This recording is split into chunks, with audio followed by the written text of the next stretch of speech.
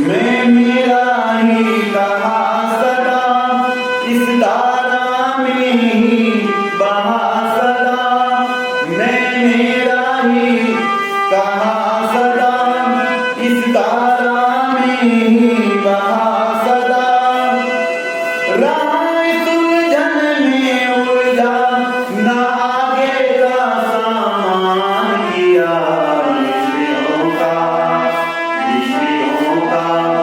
विषपान किया ऋषियों का। आलस निद्रा त्याग कभी ना परमेश्वर का ध्यान किया ऋषियों का। हित विषपान किया ऋषियों का।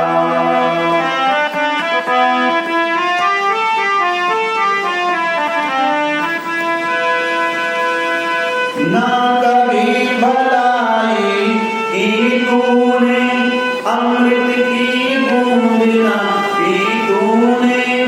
ना कभी भलाई की तूने अमृत की बूंद ना पी तूने।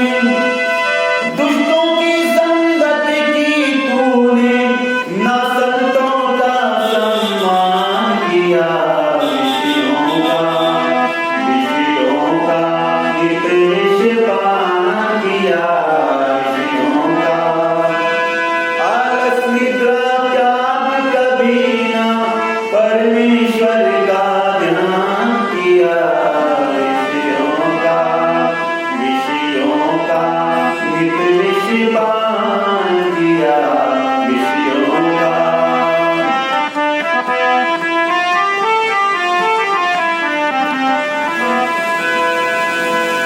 पल पल में आयु गरीबी बेमोल चला उल्टी। पल पल में आयु गरीबी बेमोल चला उल्टी। गाए तूने अश्लील गीत ना परमेश्वर का ध्यान किया ऋषियों का। हित विषपान किया ऋषियों का।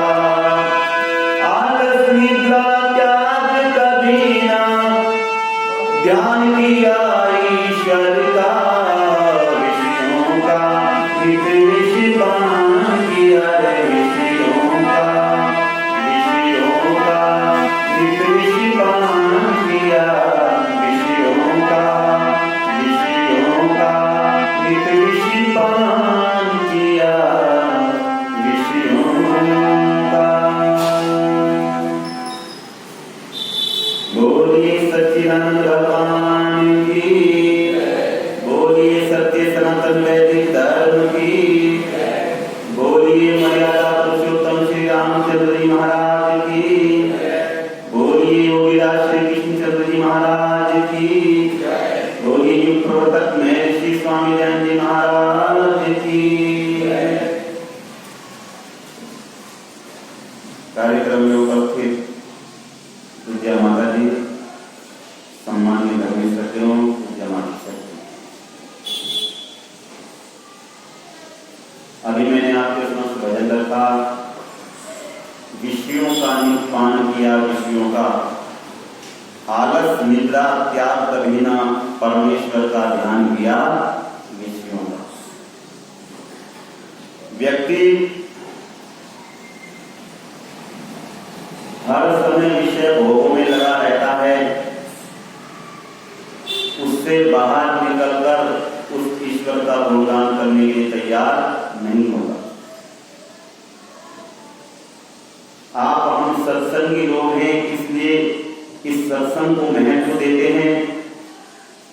और आप हम ही नहीं, बहुत सारे ऐसे लोग हैं जो ईश्वर का गुणगान करने में लगे होते हैं, सत्संग को महत्व देते हैं, भक्ति की मार्ग पर चलते हैं। लेकिन अनेक लोग ऐसे हैं जो दिन रात विषय वासना में उलझे रहते हैं, उस ईश्वर का गुणगान नहीं करते, अच्छे कामों में नहीं करते,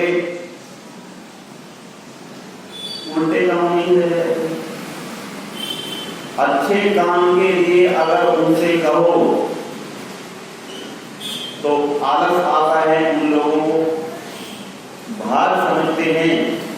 लेकिन जब विषय भोगों की बात करो तो ना में कोई आलस आता है और ना उसमें कोई वो दोष समझते हैं। पर नहीं, ऋषियों ने समझाने का प्रयत्न किया, तुम इस विषय वासना से दूर रहने का प्रयत्न करो। और बहुत सुंदर आगे कहा, अनगिन रोग लगाए तन में, नियत रही पराए धन में। अनगिन रोग लगाए तन में, नियत रही पराए धन में। पाप कमाए जीवन में, ना आगे का सम्मान किया विष्णु का। ये शरीर जो ईश्वर ने हमें दिया था, स्वस्थ रखने के लिए, सुंदर रखने के लिए साधन दिया था हमें, हमने उल्टा सीधा चलकर दुर्गुण दुर्व्यसनों में फंसकर अनगिन रोग इसमें लगा दिए और हम इस साधन का लाभ नहीं उठा सकते। अनगिन रोग साधन धाम मोक्ष करे द्वारा, पाई न जेहि परलोक सिधारा। ये साधन ईश्वर ने हमें दिया था अपने अंतिम लक्ष्य तक पहुंचने के लिए। और देखो, वेद मंत्र ऐसा नहीं कहता इन पदार्थों का भोग मत करो। भगवान ने आज्ञा नहीं दी, उसने संसार बनाया है, हमारे लिए बनाया है, भोग करने के लिए बनाया है, लेकिन उसने एक शर्त भी रखी, इस संसार के पदार्थों का भोग तो तुम करो, लेकिन कैसे करो? तो वेद मंत्र कहता है केन तत्केन भुंजिथा, अर्थात त्याग पूर्वक इस संसार के पदार्थों का भोग करो। जब तुम त्याग पूर्वक संसार के पदार्थों का भोग करोगे तो फिर ध्यान देना, तुम्हारा ध्यान ईश्वर की ओर भी होगा, अपने शरीर की ओर भी होगा, और जिसके लिए तुम्हें प्रयत्न करना था, पुरुषार्थ करना था, जो तुम्हारा उद्देश्य है, वो भी तुम्हारा सार्थक हो। पर नहीं, हमने विषयों में फंसकर इस शरीर में अनगिन रोग लगा दिए, और इतने रोग लगा बैठे हम इस शरीर में, इस साधन में, ठीक तरह से संसार के पदार्थों का भोग नहीं कर पाते। जिसके लिए दिन रात प्रयत्न करता है व्यक्ति,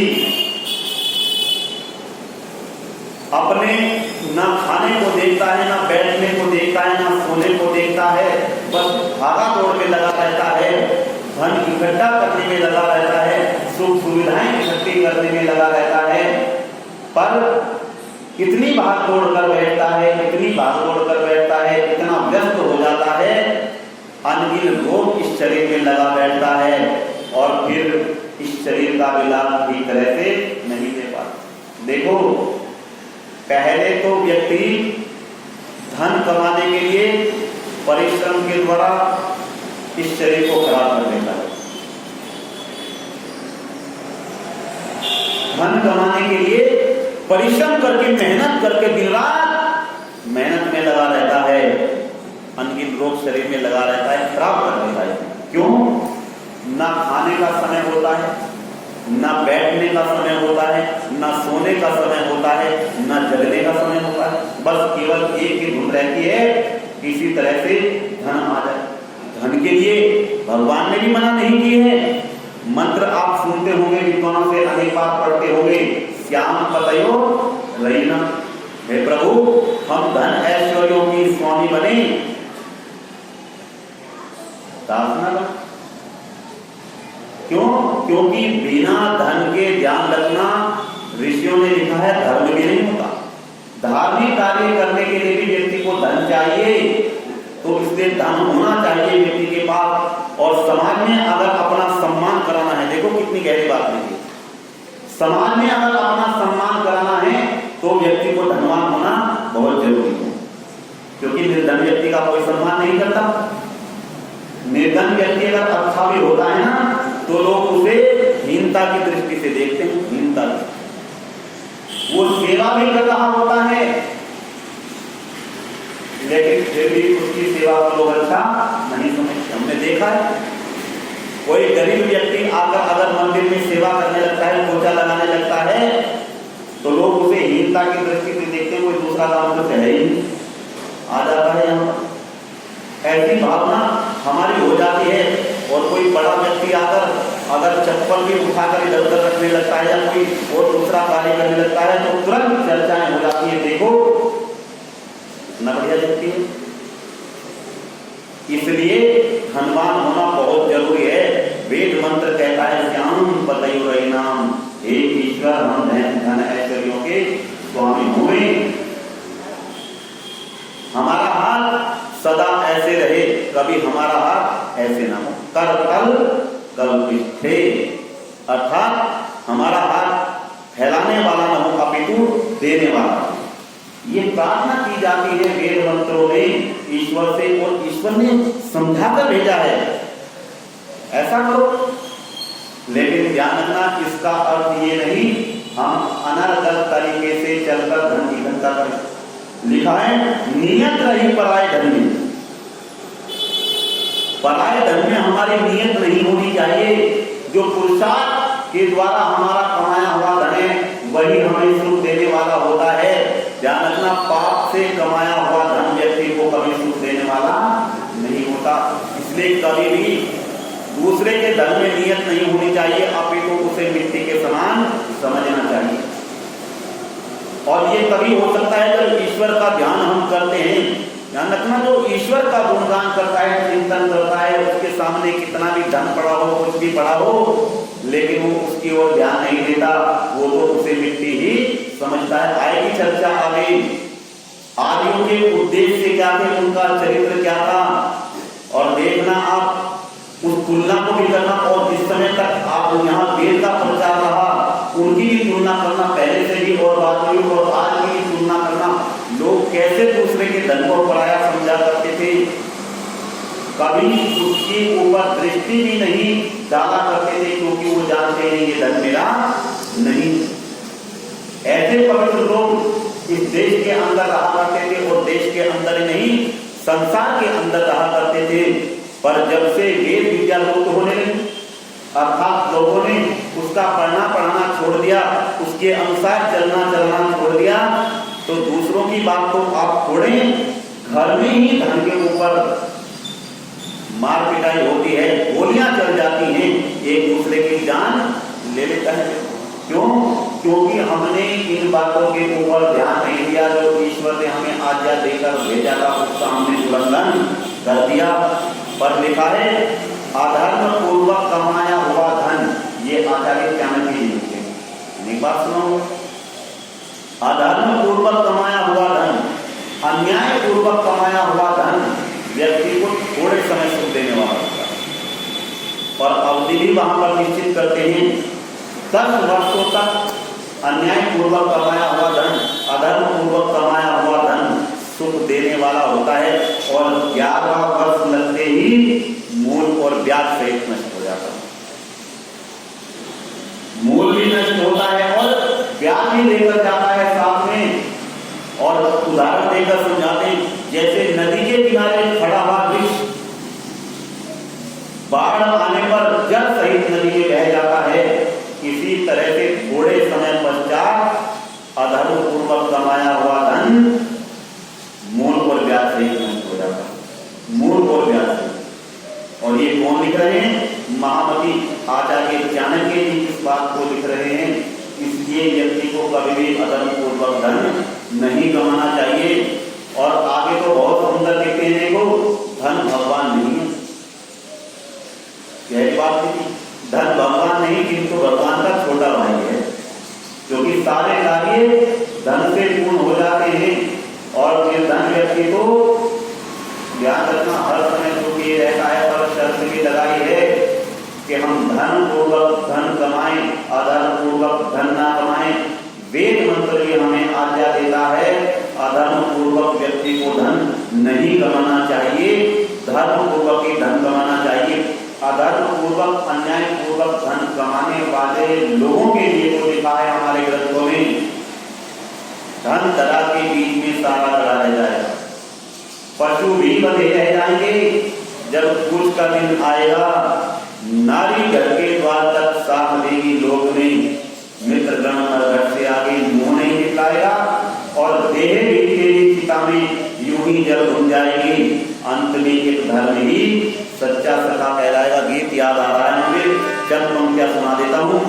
बहुत सुंदर लिखा था जिसने भी लिखा था गीत, और शायद इस बात को ध्यान में रखकर लिखा था, पर उसने शर्त लगाई थी इस भजन को वो लोग अच्छा समझें, अर्थात उन लोगों के लिए अच्छा है जो अधर्म पूर्वक धन कमाते हैं, जो धर्म पूर्वक धन कमाते हैं उन लोगों के लिए भजन नहीं है। तो बहुत सुंदर लिखा था, याद आया सुने आप पंक्ति।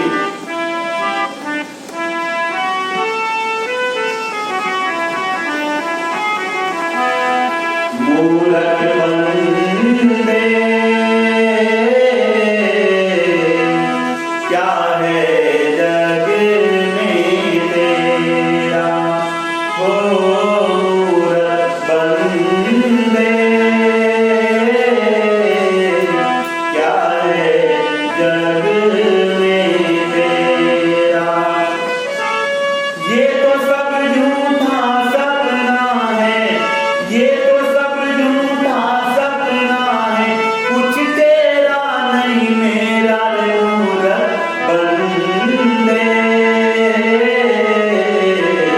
क्या है जग में तेरा, हो मूरख बंदे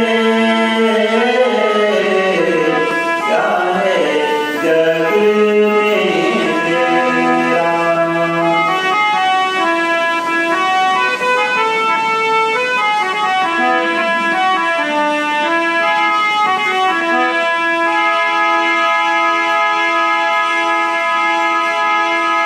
मूरख बंदे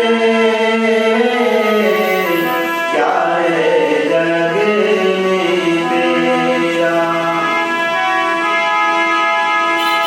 मोह माया को छोड़ के ईश्वर के गुण गाए, मोह माया को छोड़ के ईश्वर के गुण गाए। कुछ तो समय निकाल कर मन अच्छे कर्मों में लगाए। चांदनों की चांदनी तो फिर आए घोर अंधेरा रे मूरख बंदे क्या है जग में तेरा, ओ मूरख बंदे क्या है जग में तेरा। ये तो सब झूठा सपना है, कुछ तेरा नहीं मेरा रे मूरख बंदे क्या है जग में तेरा। कोठी बंगला कार देख तू क्यों इतना इतराए, कोठी बंगला कार देख तू क्यों इतना इतराए। पत्नी और बच्चों के बीच तू आए, अरे पत्नी और बच्चों के बीच तू नहीं समाए। चांदनों की चांदनी तो फिर, चांदनों की चांदनी तो फिर आए घोर अंधेरा रे मूरख बंदे क्या है जग में तेरा, ओ मूरख बंदे क्या है जग में। ये तो सब झूठा सपना है, कुछ तेरा नहीं मेरा रे मूरख बंदे क्या है जग में तेरा। मूरख बंदे क्या है जग में तेरा, ये तो सब झूठा सपना है, कुछ तेरा नहीं मेरा। इसलिए कहा है तुम अधर्म पूर्वक चलने का प्रयत्न मत करो, धर्म पूर्वक चलने का प्रयत्न करो। और वो धर्म पूर्वक कैसे चला जाएगा, अच्छाइयाँ कैसे मन में आएंगी, तो हमारा मंत्र चला हुआ है, हे प्रभु आप हमारे समस्त दुर्गुण दुर्व्यसनों को दूर कर दीजिए और इतने कल्याणकारी गुण कर्म स्वभाव और पदार्थ में सारे मुझे जीविकान ले उसकी तरह पूरी कहानी करा सुबह यह भद्रम तन्हा सुबह। आप मेरे दुर्गुण और दुर्व्यसनों को दूर कर दीजिए। तो चर्चा कल आपके समक्ष कर रहा था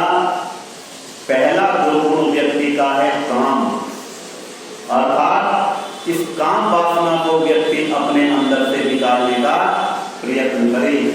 जब आप इसकी व्याख्या सुनेंगे तो बहुत बढ़िया चिंतन मिलेगा, लेकिन यहाँ से नहीं मैं उस बात को रखना चाहता। आप ग्रंथों में पढ़ सकते हैं, अर्थात व्यक्ति को काम वासना से रहित रहना चाहिए, केवल संतान उत्पत्ति के लिए इस ओर बढ़ना चाहिए, तो निश्चित रूप से उसका बहुत बड़ा सौभाग्य होगा, शरीर में शक्ति होगी, उसका हर कार्य ठीक होगा। और काम कहते हैं कामना। दूसरा अर्थ में इसका क्या है? कामनाएं अर्थात मतलब इच्छाएं। अपनी कामना पर व्यक्ति काबू रखे अगर संसार में सुखपूर्वक रहना। अच्छा बताओ, अधर्म व्यक्ति कब करता है, पाप कब करता है? जब उसकी कामनाएं बढ़ती चली जाती, जब उसकी इच्छाएं बढ़ती चली जाती हैं तो अधर्म की ओर बढ़ता चला जाता है, पाप की ओर बढ़ता चला जाता है। देखो, व्यक्ति की आवश्यकताओं की पूर्ति हो जाती है, धर्म अनुसार चलकर, न्याय अनुसार चलकर बढ़िया से बढ़िया आवश्यकता की पूर्ति हो जाती है। लेकिन ऋषियों ने कहा है व्यक्तियों की इच्छाओं की पूर्ति कभी नहीं होती। आवश्यकताओं की पूर्ति हम कर लेते हैं, लेकिन इच्छाओं की पूर्ति हमारी कभी नहीं होती। आज व्यक्ति के पास 1 रुपया है तो कल उसे 2 रुपए करने की सोचता है। जिसके पास 2 रुपए हो जाते हैं फिर वो 3 रुपए, अर्थात ऐसे ही बढ़ता चला जाता है, और इसी उधेड़-बुन में व्यक्ति अपना सारा जीवन लगा देता है। परिश्रम करता है व्यक्ति, साइकिल खरीद लेता, मेहनत की देता, साइकिल खरीदती आने जाने के लिए, पर जैसे ही और थोड़ा सा कार्य आगे बढ़ा, पैसा आया तो सोचता है अब साइकिल से काम नहीं चलता, आने जाने में बेइज्जती होती है, लोग कहते हैं साइकिल से जा रहा है, अब मुझे मोटरसाइकिल लेनी चाहिए, स्कूटी लेनी चाहिए, और थोड़ी इच्छा बढ़ती है फिर वो स्कूटर लेता है, मोटरसाइकिल लेता है। लेकिन जैसे जैसे और पैसा आना शुरू होता है तो फिर मोटरसाइकिल पर चलने में भी उसको बेइज्जती महसूस होती है, अपमान लगता है, तो फिर सोचता है अब मुझे कार लेनी चाहिए। व्यक्ति कार लेता है, पर जैसे जैसे और पैसा बढ़ता है तो फिर छोटी कार से भी उसकी तृष्णा नहीं बढ़ती।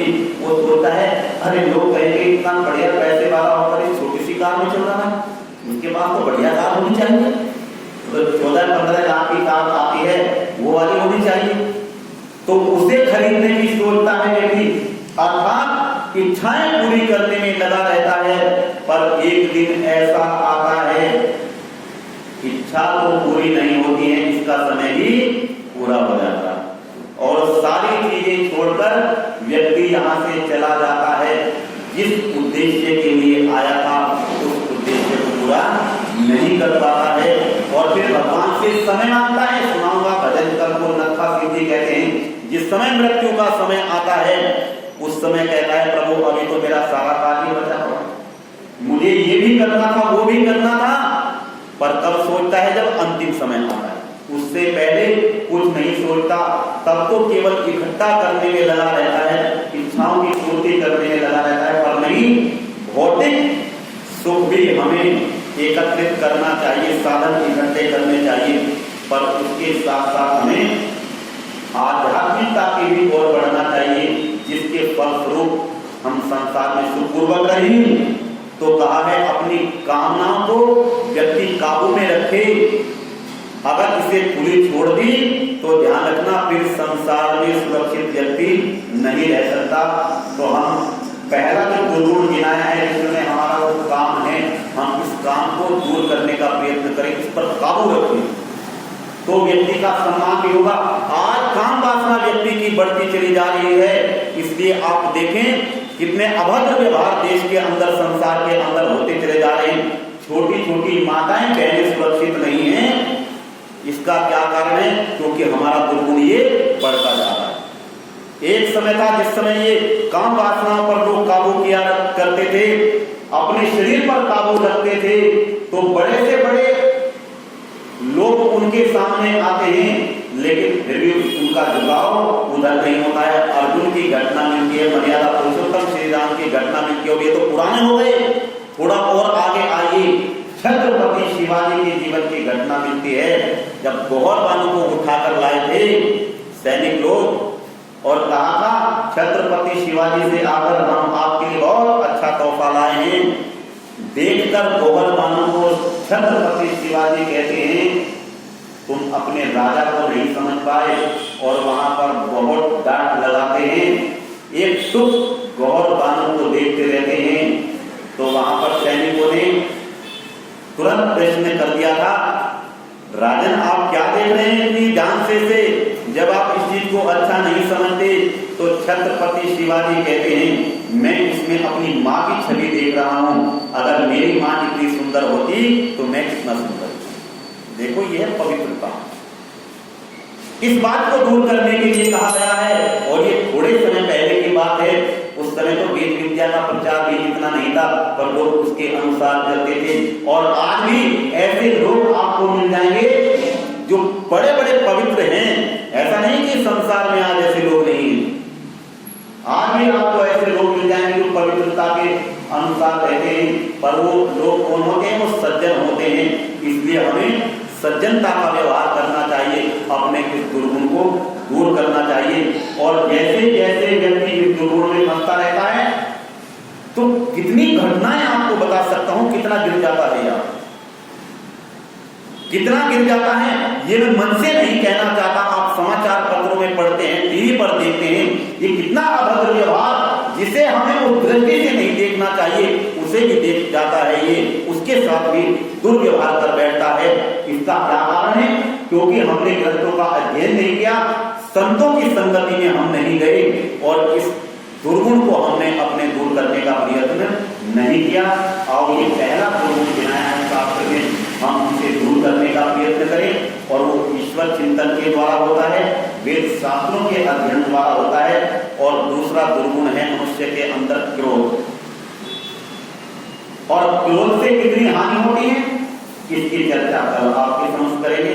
आप आए और एक एक दुर्गुण को बड़े ध्यान से सुनते रहे, देखो आनंद आएगा इन बातों में। वेद शास्त्रों की बातें वैसे तो आप सुनते रहते हैं, पर फिर भी सुनेंगे तो और अच्छा लगेगा, हमें भी अच्छा लगेगा। आप सुन रहे हैं, मैं कल भी कह रहा था आप लोग बहुत अच्छे हैं, बड़े धन्यवाद के पात्र हैं, क्योंकि आप यहाँ पर आते हैं सुनने के लिए। इससे बड़ी सौभाग्य के बाद दूसरी कोई नहीं हो सकती।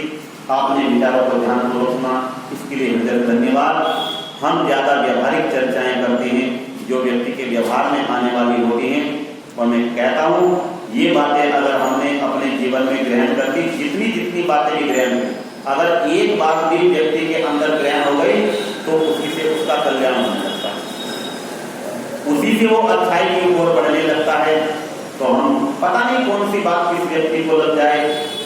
तो ये चर्चाएं हम करते हैं, सुनते हैं। आपका धन्यवाद। आइए एक बार सीधे बैठकर बड़ी धैर्यतापूर्वक शांति पाठ करते हैं।